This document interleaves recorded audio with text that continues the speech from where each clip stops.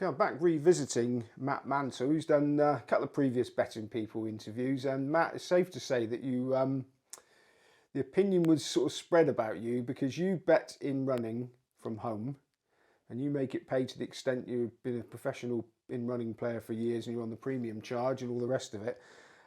People were fascinated by your interviews, but some were still saying if you're watching behind other people, i.e., not fast pitches, it can't be done. So, for the sake of the naysayers, can you elaborate how it can be done and what you're looking for? You got the TV there ready to show us. In true Blue Peter style, here's one we set up earlier, which, I think gives a good example of the differences between race reading and, betting with the quick pictures, if you like. So this is the 2013 Derby.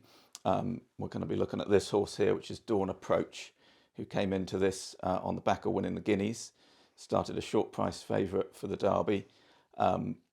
Everybody knew it was the best horse, or the fastest horse certainly in the race. It was very much a question of would it stay. If it stayed, it would win the Derby. If it didn't, obviously it wouldn't. And there were big doubts on breeding and what have you. So this is them coming into the straight. So as they come into the straight, you've basically got three possibilities here. One, he just quickens away and wins the Derby. Two, he's, a partial stayer, maybe he goes close and he just wins, or he just gets touched off. Or three, he's an absolute non-stayer and they all go past him and he falls out the back of the telly. So if we play it here,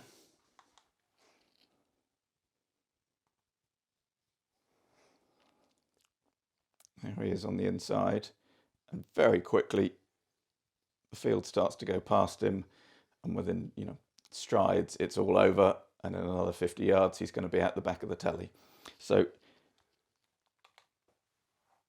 if indeed you are trying to lay that from home, where you're, at that time you would have been maybe 2 seconds behind, things have improved a bit since then, but if you're trying to lay that, they're going to go past him, I'm going to lay it, that horse will have gone from favourite in running to 1,000 to 1 within a second. So in that sense, absolutely it can't be done. However, if we rewind,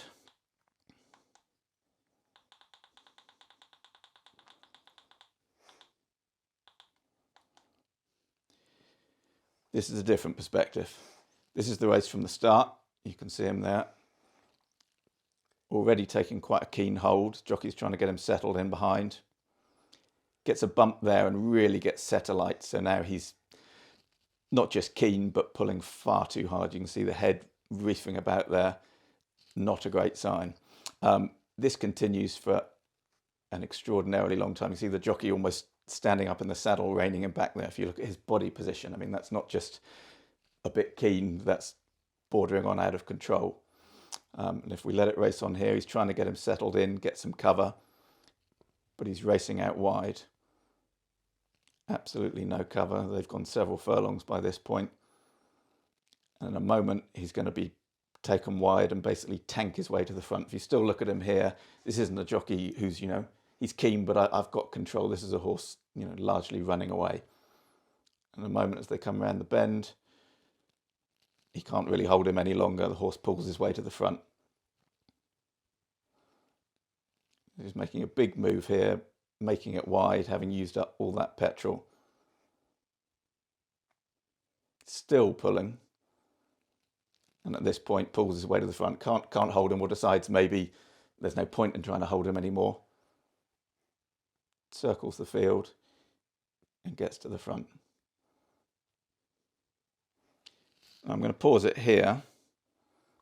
This is close to the point where we picked it up on the initial one. So you've had, a minute and a half there of racing. To a man, everybody, every pundit, and there'll be probably quite a bit of talk about pundits in this interview, who watched that after the race. If you backed Dawn Approach, you knew you were done at halfway, couldn't possibly win, which is fair enough. But in running, if I remember correctly, horse never went above 5-2 before they turned in. So you're looking at the biggest race of the year, hundreds of thousands of pounds traded in running, most of it, or a large percentage of it, on the favourite, and it never went above 5-2. So on the one hand, you've got people saying, you knew that couldn't win at halfway, but that's the difference, if you like, between punditry and having skin in the game, punting and running. Are you prepared to put up the price that says that horse can't possibly win.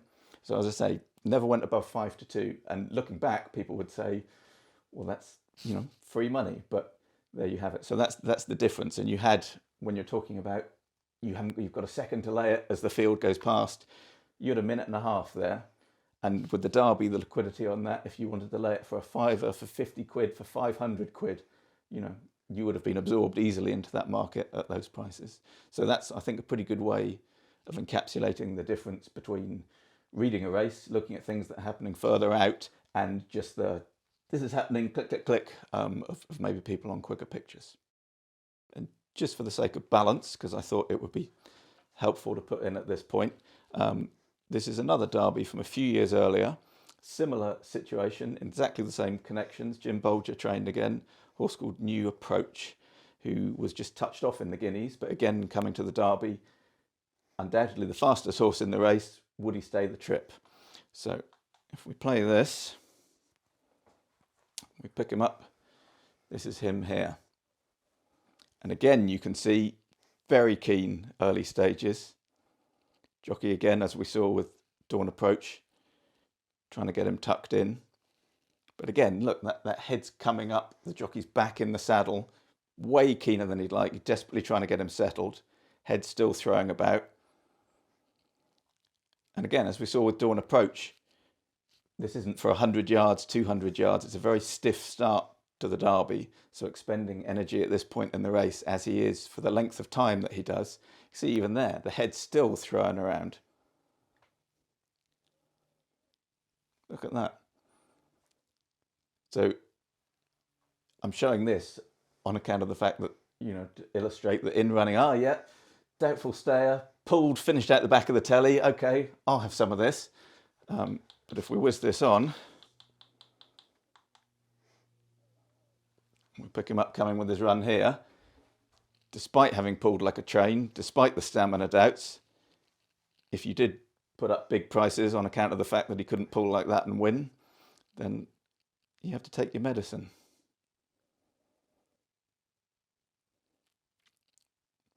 He comes through and wins the Derby. Okay, Matt, thanks for those examples. Now, you said in the first interviews that you did that you weren't a winning punter prior to in running. So what enables you to do one and not the other? And what specific skills does an in-running punter need? Well, I certainly wasn't a winning punter. I always would back my opinion and still do in kind of the high level stuff. I like to think I know what a Guineas winner or a Derby winner looks like, and in the championship races at Cheltenham, but in the nitty gritty kind of day in, day out stuff, I certainly wasn't a winning punter. And if you were to say there's the 5-day decks for the big handicap on Saturday, go blind and make a tissue on that, then I would embarrass myself. I certainly don't have the tools to do that. In the early, for quite a few years, I think, when I was doing it, even when it was my job to do it, I think I had a bit of an imposter syndrome, knowing that there were much better punters than me out there, and that, one of these days they're going to discover in running betting and the game's going to be up. And I think looking back, that was, not really very logical. To use an analogy, bear with me, I was watching some cricket highlights the other day of the 1979 Cricket World Cup final, England against the West Indies. And England were chasing 270 odd to win, and they were 120 odd for no wicket. Happy days, except that it had taken them the best part of 40 overs to get there. They had Jeff Boycott opening the innings. And I think it's just a good example that limited overs cricket and test cricket, it's the same sport, but it's absolutely a different game. And I think that's what it is with in-running punting. It's an entirely different proposition to pre-race punting. I've spoken to a lot of very successful punters over the years, kind of talking about what I do and what they do, and a few of them have said, I occasionally have a go in running, but a common theme amongst the very best of them is that they say, no, I've never touched it because I know it's just not for me. It's not how I operate. I'm methodical. I go into things in great detail. I need the time to build these things up. It's not my skill set, and it is something very different. I remember when I was doing my English A levels, handing in essays to my English teacher, he would say, "Yeah, okay, that's not a bad starting point. Now we need to develop it and really build." And I'd say, "There's nothing to build. That's it. What I've got happens very quickly. I'm not a deep thinker, but I can think quite quickly, without knowing in the first few years what the things were that made me all right at this. I think they are very important. And to go back to the top level racing stuff, I think if you watched the horses cross the line in the Dewhurst, I'd be quite happy to back my opinion, against other people's with that one wins the Guineas, that one's just a 2-year-old, that'll be a sprinter, that one will be interesting in a Derby trial.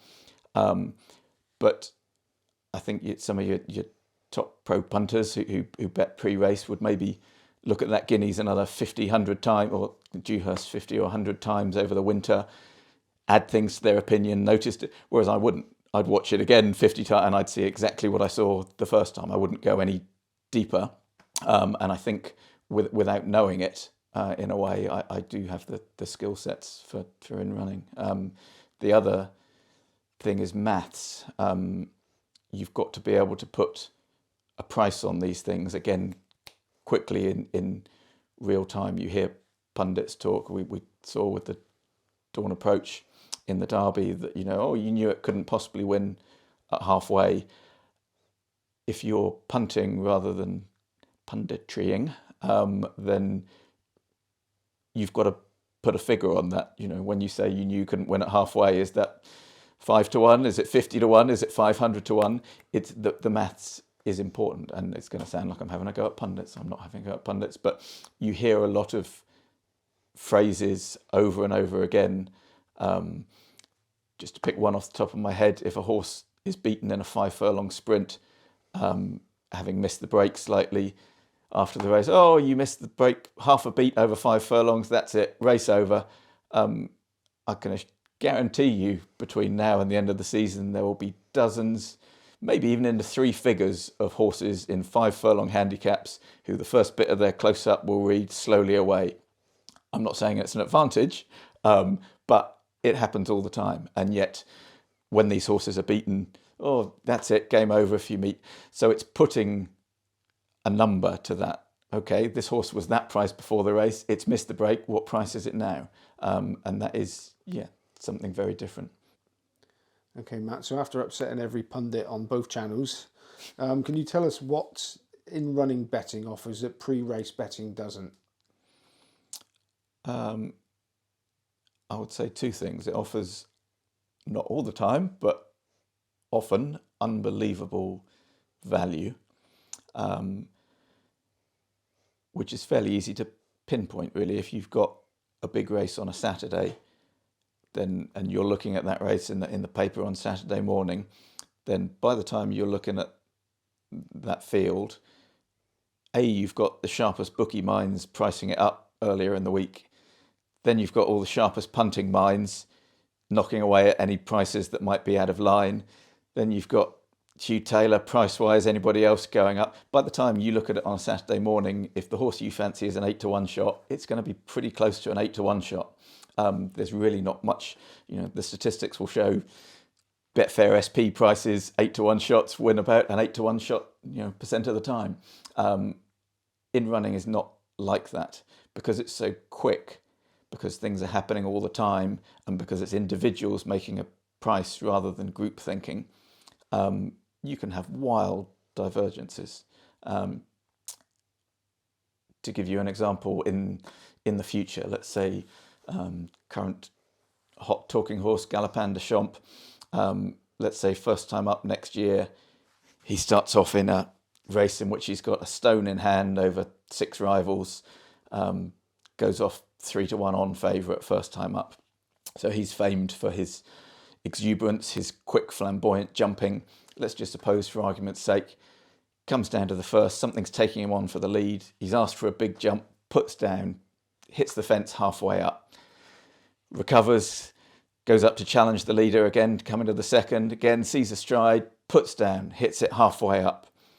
Jockey has to shake the reins, flick down the shoulder, concentrate, coming to the third, doesn't ask him for a big one, lets him find his own rhythm, lurches out to the left, loses 5 lengths again. At that point, nobody is going to think he's still a 3-1 on shot. But what price is he? There'll be people who think he's still at a stone in hand. Okay, he's not 3-1 on, but he's still a 4-6 shot.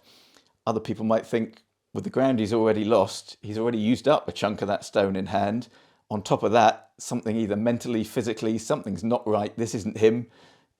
He's a 5-1 shot. You really could have that divergence of opinion in a way in which pre-race markets you just would never get.